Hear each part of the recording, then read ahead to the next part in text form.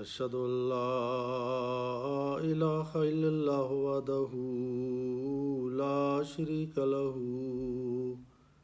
وأشهد أن محمدا عبده ورسوله أما بعد فأعوذ بالله من الشيطان الرجيم بسم الله الرحمن الرحيم اللهم صل على محمد وعلى آل محمد كما صليت على إبراهيم وعلى آل إبراهيم إنك حميد مجيد اللهم بارك على محمد وعلى آل محمد كما باركت على إبراهيم وعلى آل إبراهيم إنك حميد مجيد. Draga braćo i sestre, danas ja ću odgovoriti za nekoliko pitanja. Većina pitanja su vezane u Ramazan i tako ovo je baš prikladno vrijeme za takve pitanje. I pitanje je isto vrlo bitan stvar da bi mi povećali svoje znanje. Učeni ljudi kažu pitanje je kao pola znanje. Kada neko pita ozbiljno, kada neko postavi neka pitanje zbog znanje, onda to se pokazuje za taj osoba koliko on je upućen prema tome. I tako sada da počnem sa ovo pitanje. Pitanje je zašto počinje Ramazan sa mjesecom, a ne sa suncem. Sunce je Božje stvorenje i mjesec je isto također Božje stvorenje. Neki dio od ovo obožavanje je povezano sa suncom, na primjer ovo 5-dnevni namaza, ali Ramazan je povezano sa mjesecom. I to je tako bio Božje naredba i tako izgleda da ovo 5-dnevni namaza mi obavljamo svaki dan, bez obzira da li ljeto ili zima ili koje doba, ali Ramazan dolazi samo jednom. I negdje, ako može bude jedan razlog u tome, ako Ramazan isto bude povezano sa suncom, onda ako negdje u svijetu, ako je tada vruće i toplo, i to uvijek tako da će biti. A negdje ako je hladno ili tamo je dan skraćeno i tamo će biti onda trajno tako. I kada je sada ovo vezano sa mjesecom, onda svake godine se promijeni brakovo doba i poslije negdje 30 i nešto godina opet se završava taj krug. I onda svi ljudi koji živi u jednom mjestu, oni imaju prilike da se posti tokom ljeto i posti tokom zima i tako ovo prođe, ali treba da znamo ovo je, sve su Božje stvorenje, ne možemo da kažemo zato zašto nije sa suncom, i sunce je Božje stvorenje, mjesec je Božje stvorenje i tako je, to je odluka i to je dobrobit za čovječanstvo. Drugo, da li svaka država treba odlučuje same za početak Ramazana ili se slijedi sa Saudi Arabija. Saudi Arabija je centar za islam, tamo su naši sveti gradovi, Mekka i Medina, tamo se pojavio naš poslanik sallallahu alejhi ve sellem, islam počeo iz Saudijske Arabije. Ali šta se tiče za mjesec Ramazan, svaka država treba da ima svoj pogled kada se rodi mladi mjesec, onda negdje se pojavi jedan dan ranije, negdje se pojavi jedan dan kasnije. I časni poslanik sallallahu alejhi ve sellem nama rekao, kada se pojavi kada se rodi novi mjesec i kada može da vi pogledate, onda treba da počne Ramazan, i kada opet gledate, onda da slavite Bajram. I tako svaka država, možda ako ima par države uz jedno mjesto i blizu, i možda oni imaju isti dan, a na drugom mjestu može se bude razlika, i zato ne može da svi muslimani posti isti dan. Kada je zemlja je velika, mjesec uvijek se kruži, i tako ovo nije dobro da mi, na primjer, ne možemo da klanjamo na isto vrijeme. Ako ovdje sada je sabah namaz, možda Saudijska Arabija je već, oni su klanjali 2-3 sati ranije. I na drugom mjestu isto je, negdje je dan, negdje je noć, i zato ne možemo da počnemo, ali da počne Ramazan, ali da slavimo Bajram isti dan u širem svijetu, i to se pravi razlika, zato što ovo negdje se pojavi, ovo mladi mjesec, negdje ne se pojavi. I kada se gleda, i tek tada može da se ovo počne.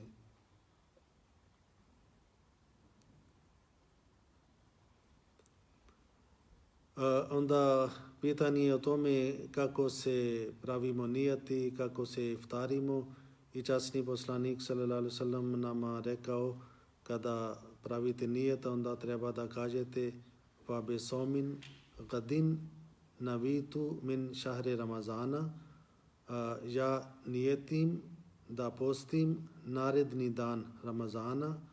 Nijeti je namjera kada čovjek planira, ali ako može da kaže ovo riječi, to je onda redo radi svab, ali inače kada čovjek ima namjera, onda on to zna da šta on hoće da radi.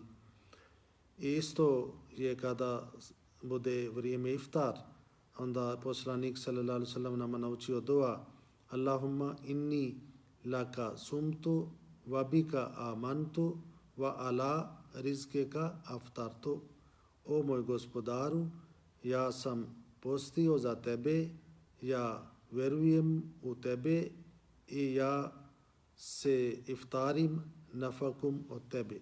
Tako svaki dan kada pravite iftar, i treba da učimo dua, još ponavljam: Allahumma inni laka sumtu wa bika amantu wa ala rizkika aftartu.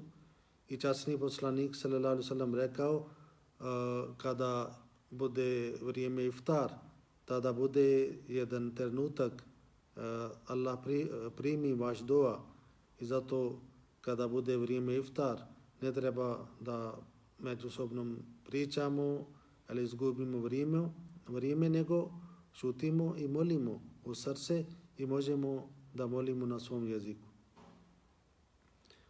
I onda sljedeće pitanje je: šta je naredba za bolesnika i za putnika za posta?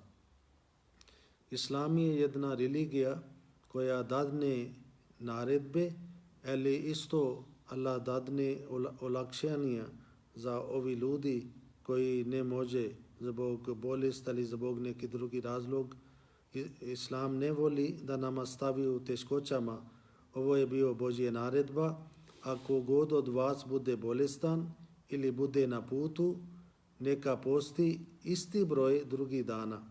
Ako je bolestan, ako je na putu, na primjer za 3 dana ili 4 dana ili 5 dana, ali on treba da ne posti, i poslije kada ozdravi, kada prođe Ramazan, i poslije on treba da ispuni ovi broj dana. A onima koji ne mogu da poste, otkup fidija je da nahrane jednog siromaha. Ako je čovjek na putu ili je bolestan, onda bi trebao postiti poslije Ramazana. Ako je neko bolestan čitavu godinu ili je ostario, toliko da ne može da posti, onda treba da nahrani svakog dana Ramazana po jednog siromašnog. Onda može da se kupi hrana zajedno da daje nekome koliko čovjek jede. Isto ako je neka žena trudna ili je dojala i ona treba da nahrani svaki dan po jednog siromaha, to jeste da onu hranu koju bi ona pojala ujutro i na večer. I ako je bogati čovjek, onda on prema svom on treba da oceni i toliko da nekome plati ili da kupi, ali siromašan čovjek prema svoje.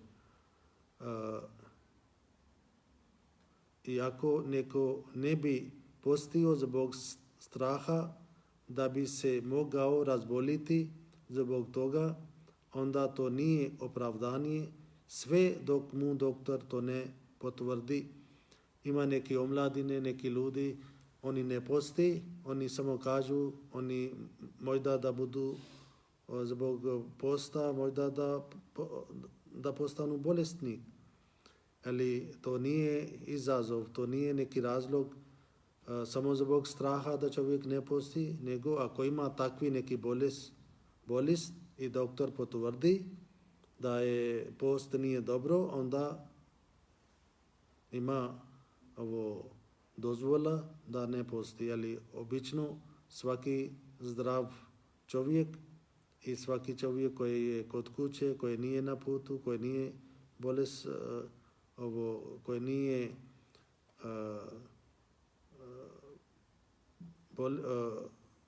nije na put, nije bolesnik, on treba da posti redovno i ako fali par dana, to treba da popuni kasnije. Opet je isti pitanje da li možemo da napustimo post tokom putovanja. Oni, na primjer, vozači koji su često na putu,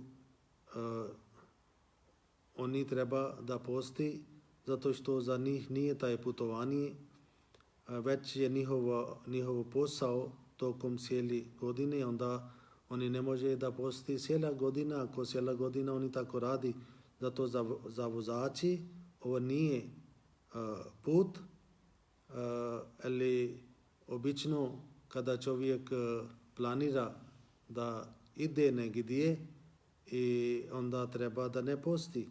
Ako on uzmi svoja torba, uzmi svoje stvari da ide na drugo mjesto, onda je on i na putu. Ali to se zavisi, na primjer, ako čovjek posti i onda tokom dana on putuje negdje, onda opet se vraća kući, za njega onda nije taj putovanje.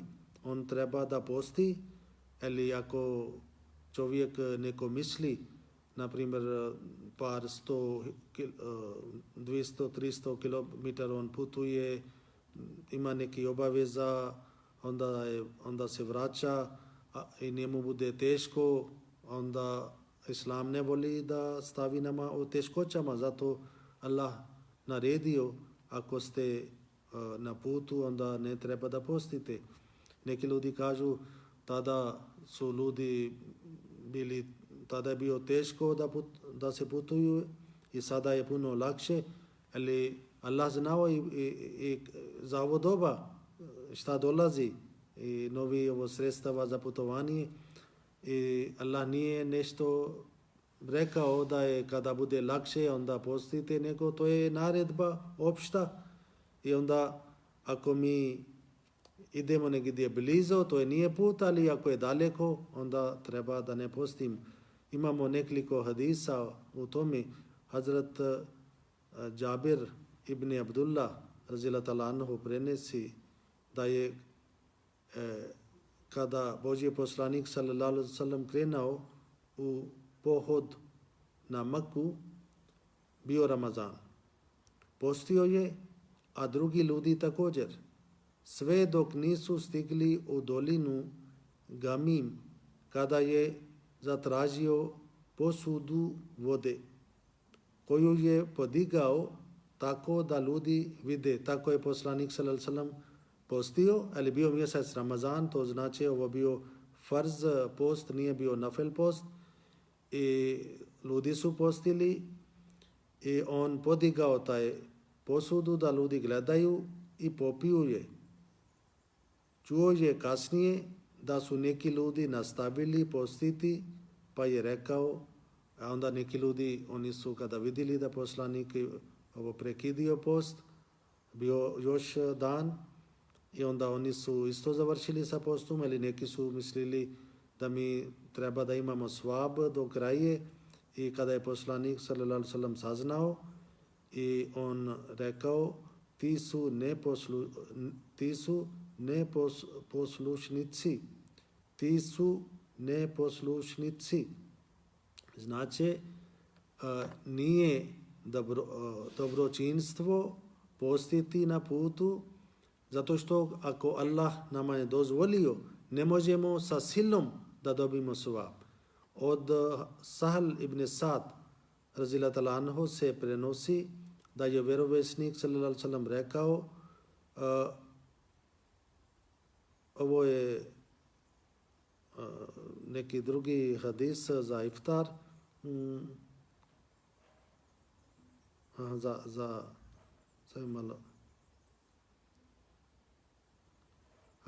ovo je jedan hadis.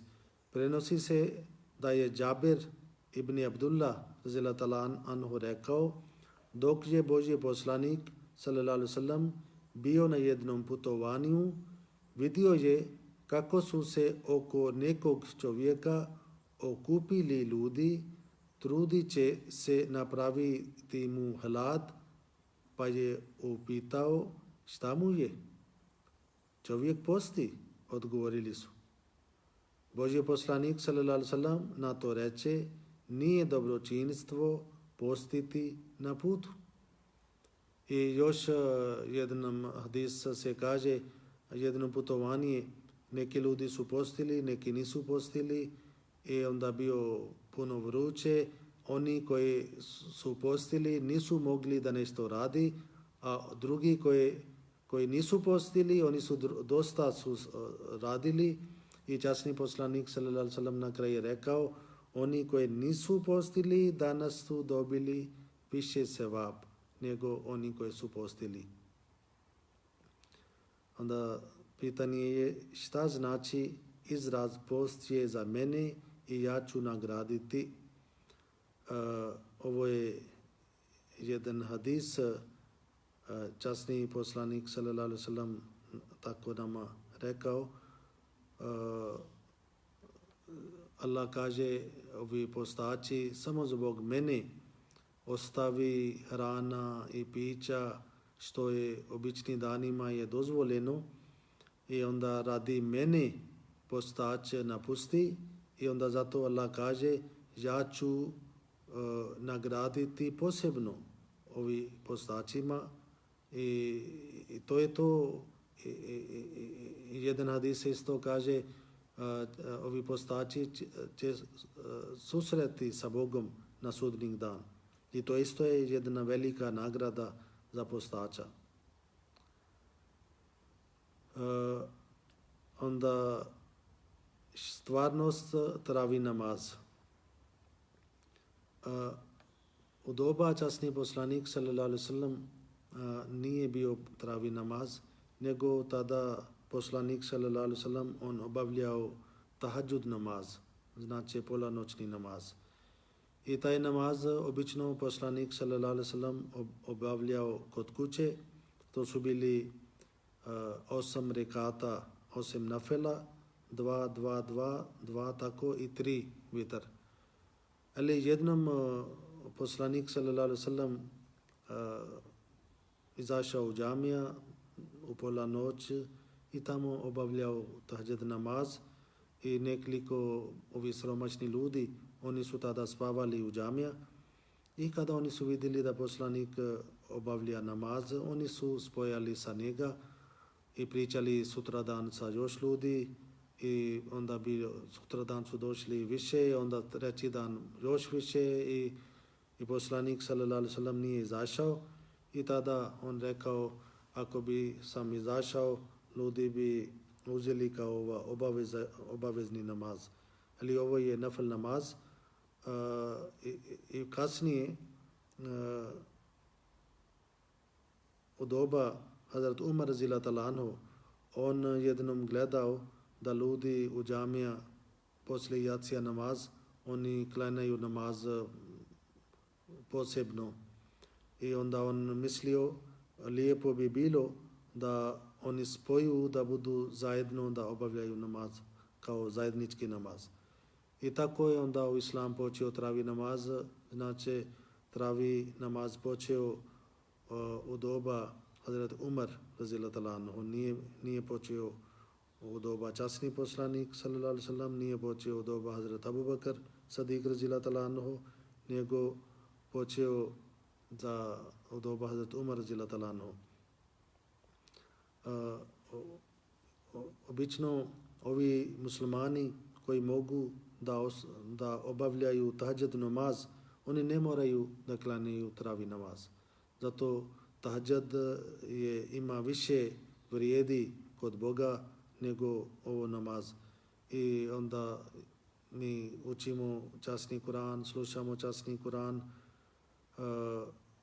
Poslanik sallallahu alejhi ve sellem klanjaju 11 rekata i mi u naš džemat mi klanjamo 11 rekat, 8 travi, 3 vitr.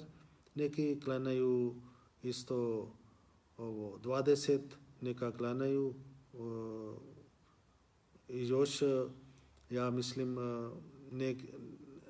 nekoliko mjesta negdje muslimani klanjaju 20, negdje 8, kako kad, ali zato obaju padaju na sađda radi Boga i tako mi ne možemo da korimo ni oni ni ovi. I onda pitanje je šta je naredba za težak radnika tokom posta. Na primjer ovi građevinari i drugi koji rade teške poslove bi trebali da prosjene svoje stanje.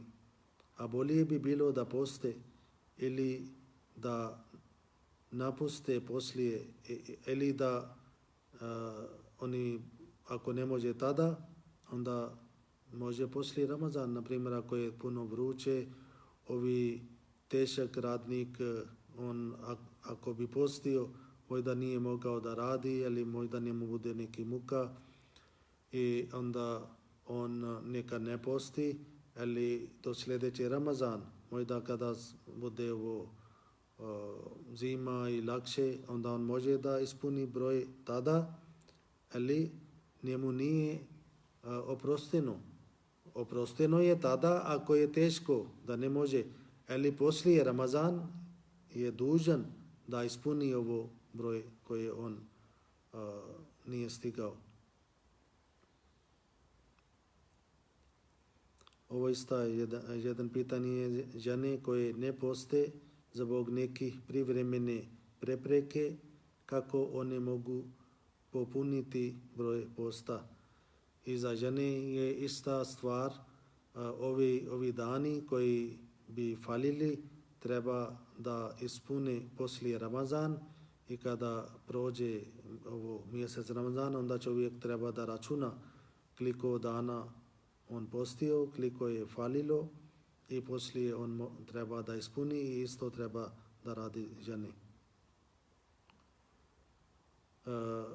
Ima onda da li je obavezno jesti suhur za post. Poslanik sallallahu alejhi ve sellem rekao razlika između našeg posta i posta Židova i Kršćana je u ustajanju na sehur. I na drugo mjesto poslanik sallallahu alejhi ve sellem isto rekao u suhur Allah je stavio barakat. Neki ljudi ne spavaju do pola noći i negdje na pola noći oni zaspu i ne ostanu za suhur. I ovo nije u redu. I barakat je ako mi slijedimo sunnat Muhammad sallallahu alaihi wasallam, to jeste sehurimo prije same zore i zbog bolest ili neki drugi razlog može da se jede rano i onda spava ili ne smije da prođe sabah namaz. Da ne bude, na primjer, u 2 sati čovjek jede i da spava i onda prođe pola dan i nije klanjaju sabah, nije klanjaju podne namaz, onda to nije post, to je nešto drugo. Zato kada čovjek posti, onda treba da on posti radi Boga i ispuni ovi sve zahtjeve, sve stvari što su povezani sa postom. I onda da li čovjek može namjerno zakasniti iftar za sevaba? Sada svaki čovjek već zna unaprijed kada je iftar, kada je suhur, svaki ima sat i prema sat negdje se štampava plan za Ramazan i onda svaki čovjek ima, ali opet neki ljudi kada znaju, sada je na primjer, znaju da ovo je čas za iftar, opet oni zakasni, malo čekaju, ali to nije u redu. Časni poslanik sallallahu alejhi ve sellem rekao, ljudi će biti dobro dokle god budu žurili sa iftarom. To znači taj stvar onda bude kao od šetan. I kada je Allah naredio od sabah do akšam postite, a čim bude akšam onda treba da iftarimo sa bismillah i tada, kao sam malo prije rekao, u vrijeme iftar bude jedan posebno trenutak kada Allah može da prihvati naš dova, naš molitva. I kako može da on prihvati naš molitva ako mi budemo neposlušni? Kada je on rekao postite, mi smo postili. Sada je on kaže iftarite, mi kažemo ne, čekamo. Ne, nemoj tako, nego treba da iftarimo. I onda od Sehl ibn Sad radhiyallahu anhu se prenosi da je Božji poslanik, ovo sam već rekao, prenosi se da Abu Atija rekao, kada smo jednom Mesruk i ja ušli kod Ajša radhiyallahu anha, Mesruk to je jedan drugi prijatelj njega, njoj reče, od dvojice ljudi drugova Božjeg poslanika koji stalno čine dobro i jedan žuri sa akšamom i iftarom. Ovo je, kaže, oni su dobri koji žuri sa akšamom i iftarom, a drugi ih ugađa ko žuri sa akšam i iftarom. Tako je bio odgovor. Opita Ajša, odgovorili samo Ajša radhiyallahu anha reče, tako je radio Božji poslanik sallallahu alejhi ve sellem. Znači, Božji poslanik sallallahu alejhi ve sellem tako radio da on žurio na iftarom. Isto se kaže za suhur. Ako čovjek jede i muezzin uči azan, on može da nastavi da se završi svoje hrana što on ima kod sebe. Isto se kaže, jednom časni poslanik sallallahu alejhi ve sellem završio sa suhur i došao jedan sledbenik i poslanik sallallahu alejhi ve sellem rekao Hazrat Bilal, malo sačekaš, nemoj da učiš azan dok on ne jede. I kada je taj čovjek završio sa hranom, i onda je poslanik sallallahu alejhi ve sellem dozvolio da on uči azan. Ovo za suhur, ako jedan čovjek, na primjer, nije probudio za suhur i već prošao vrijeme, onda on treba da sam ocijeni sebe, da li on može da drži taj post cijeli dan i što je on jeo od prethodni noć i onda sljedeći dan, ako on misli da može da drži do akšam, on može da posti, nije zabranjeno, ali da ne on muči da poslije da ima neki problem, da razboli I svaki čovjek treba da zna svoje stanje. Ako on misli ne može, onda neka ne posti, ili ako može, neka on posti.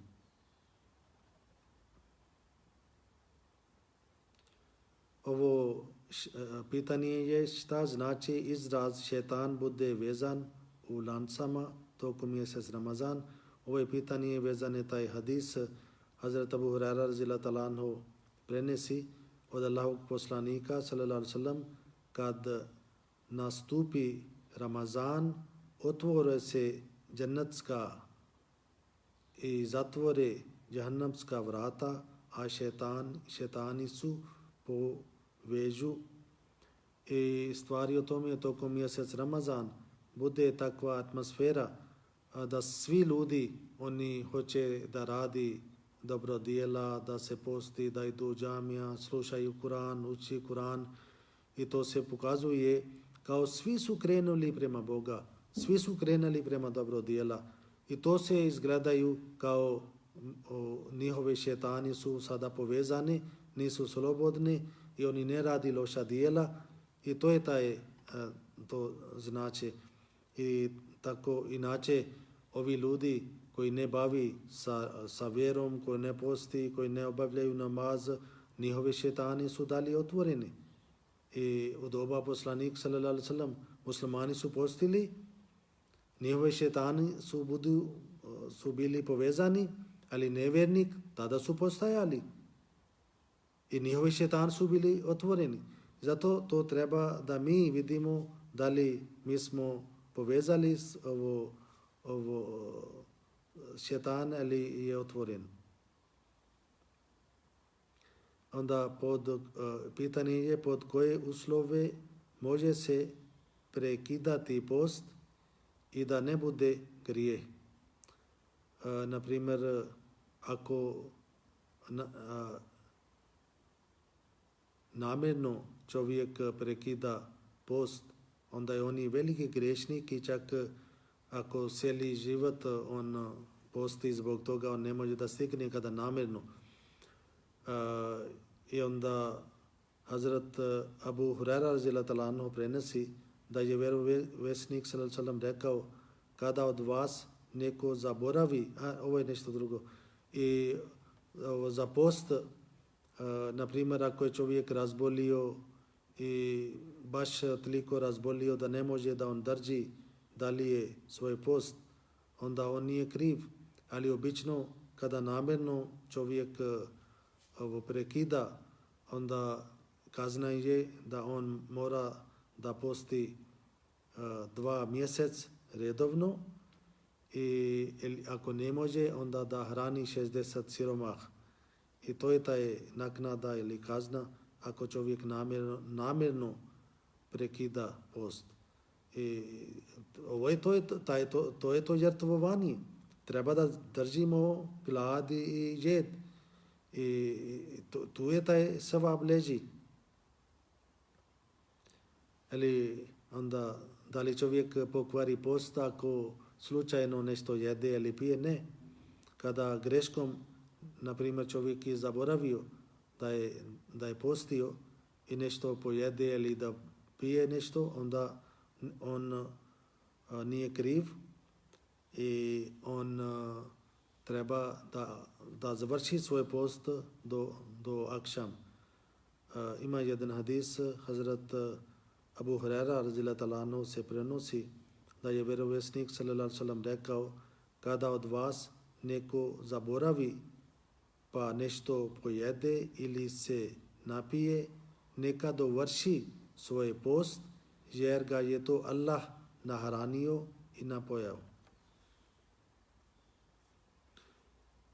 Ima ovo pitanje koji ljudima je dozvoljeno da ne poste. To sam, ja mislim, već brojao. Ovi čovjek bolesnik i putnik i žene koje su trudne, žene koje doje za svoje djece, i ovo neke stare osobe koje fizički sada ne može da posti, i djece koji su mali, i isto ovi ako su neki studenti, ako tokom mjesec Ramazan oni imaju svoje ispite i ako bi postili, možda ne bi oni sapremili svog posta za svog ispita. Za njih je isto može da oni budu kao među ova grupa, ali oni treba da isto ispuni taj broj drugi dana poslije Ramazana. I onda da li se pokvari post ako se neko uzme lijek ili za oči ili za uši ili nešto. Znate, kada je Allah naredio post i u početak rekao oni koji su bolesnik, oni su oslobodni. I zato ako uđe nešto u tijela, lijek ili bilo šta, onda čovjek pokvari svoj post. Zato najbolje bi bilo ako treba da koristite neki takvi lijek, da stavite očima nešto ili ušima ili neke kapke, onda treba da stavite rano, ujutro, kada postite i isto može poslije akšam i ne prije.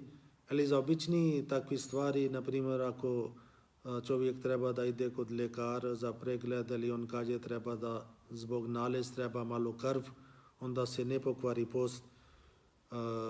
Neka post treba dalje se traje.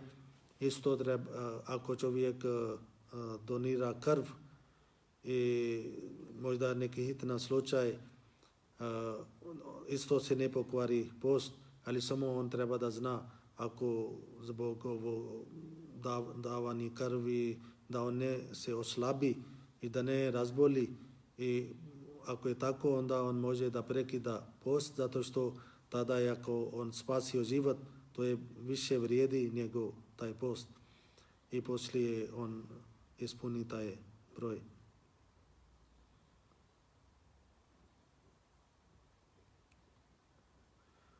A ima interesantno pitanje žene koje poste da bi bile mršave, da li ima sevab. Svaka naša naredba od Islama je da treba da bude dobra namjera, nijet.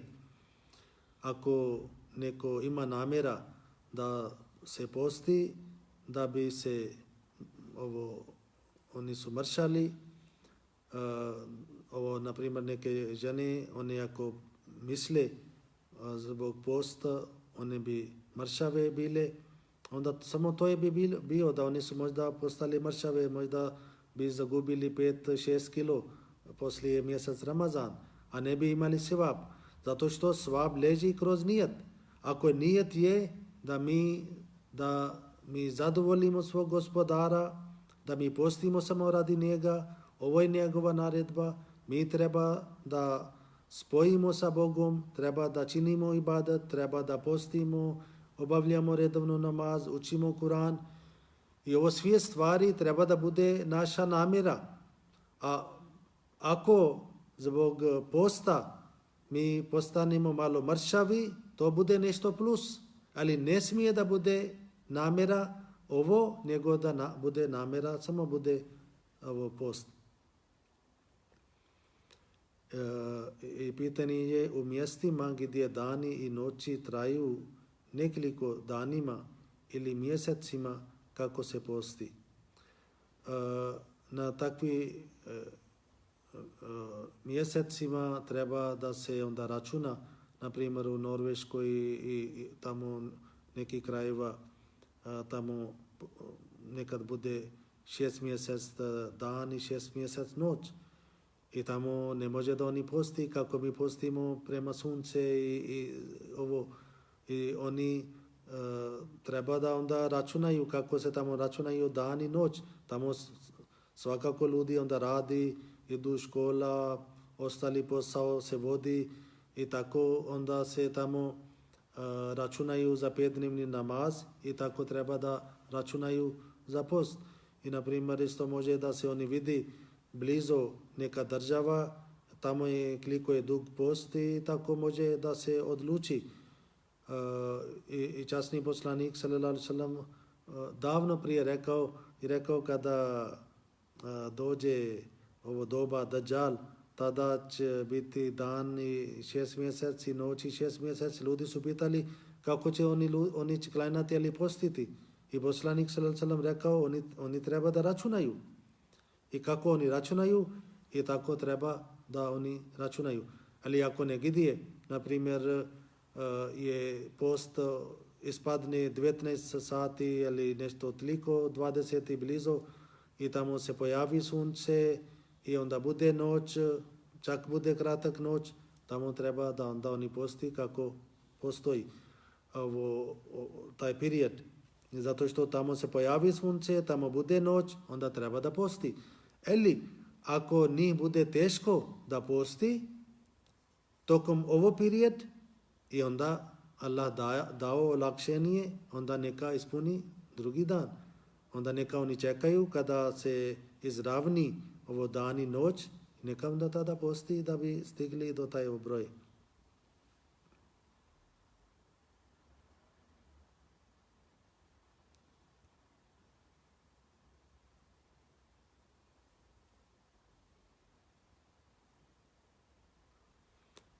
I drugo, ako čovjek namjerno nekad prekida post, onda šta je kazna, to smo pričali, ali imamo jedan interesantan hadis, prenesi se od Abu Hurera, Božjem poslaniku, sallallahu alejhi ve sellem, došao je neki čovjek, jedan sljedbenik došao i rekao, propao sam, Božje poslaniće, šta ti je to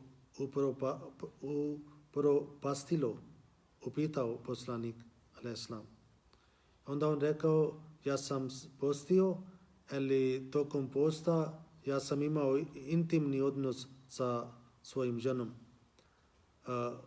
u tokom danu uz Ramazan. I onda je poslanik sallallahu alejhi ve sellem pitao, imaš li mogućnost osloboditi roba? On kaže ne. Možeš li postiti 2 mjeseca uzastopno? Uzastopno poslanik pita ne. Odgovori on. Onda imaš li mogućnost nahraniti 60 siromaha? Upitao poslanik sallallahu alejhi ve sellem. Ne. Odgovori on i sjede. Božji poslanik sallallahu alejhi ve sellem bi rekao neka ti sjediš i onda neko donio korpa sa hurmom i onda je poslanik njega kaže podijeli ovo kao sadaku i onda čovjek kaže nema u ovom gradu siromašnije porodica od mojih da bi im to podijelili. On kaže ja sam najsiromah od ovog grada. Kako mogu da delimo ovo sadaku koje su manje siromah od mene? I reći čovjek, Božji poslanik sallallahu alejhi ve sellem se nasmija toliko da su mu se očnjaci mogli vidjeti, pa reče idi i nahrani njima svoju porodicu. I tako ovo poslanik završio taj stvar. Kada čovjek greši, onda ima neka naknada za ovo. Onda ovo zadnji pitanje je šta je itikaf. Itikaf je kada čovjek odvoji sebe 10 dana, zadnji 10 dana Ramazan i poslije sabah namaz na 20. dan Ramazan Muhammed sallallahu alejhi ve sellem sjedio na itikaf, što znači da se posljednji 10 dana sjedi u džamiju i posveći učenju časnog Kur'ana i ne smije pričati sa ostalim ljudima i ne smije izlaziti daleko od džamije. Bez posta nema itikaf. Kada čovjek ako misli da on sjedi na itikaf, on ne smije da pravi itikaf bez posta, to znači obavezno on treba da posti. Ako ne posti, onda nema itikaf. I na itikaf on treba da više cijeli dan i noć sjedi u džamija i uči Kur'an, učini ibadat, zikr, onda obavlja nafil namaz i sve vrijeme treba da potroši da se spomena Allah. I ne smije onda da kod sebe da ima mobitel ili takvi neki uređaje, da se nešto vidi, da priča sa nekim, zato što ako hoće da pravi etikaf, on treba da potpuno odvoji sebe od svijeta, ali to je samo za 10 dana. I čim ovo bude završeno mjesec Ramazan, on može da se iftari, on može da se završi sa postom, sa etikafom, ali da ne smije da izađe, da priča sa ljudima, da zgubi ovo vrijeme tamo vamo. I to je to, tu su neke stvari. I sada na mjesec Ramazan već je pola je prošao i pola ostao. Neka treba da pokušavamo koliko još možemo da skupljimo Božje blagodat. I poslanik sallallahu alejhi ve sellem rekao, prvi 10 dana Ramazan je čovjek dobi Božji milost, drugi 10 dana čovjek dobi Božji oprost i treći 10 dana Božje dobi oslobođenje od vatra.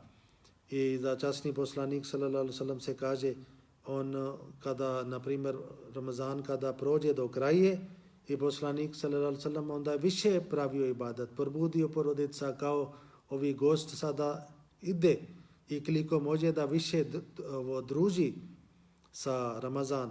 I tako je časni poslanik sallallahu alejhi ve sellem napravio i onda treba da se plati vitar i poslanik zadnjih 10 dana puno je dao sadaka i u hadis se kaže kao vjetar puši, tako poslanik sallallahu alejhi ve sellem delio sadaka. Neka Allah nama pomaže da dobimo ovi svi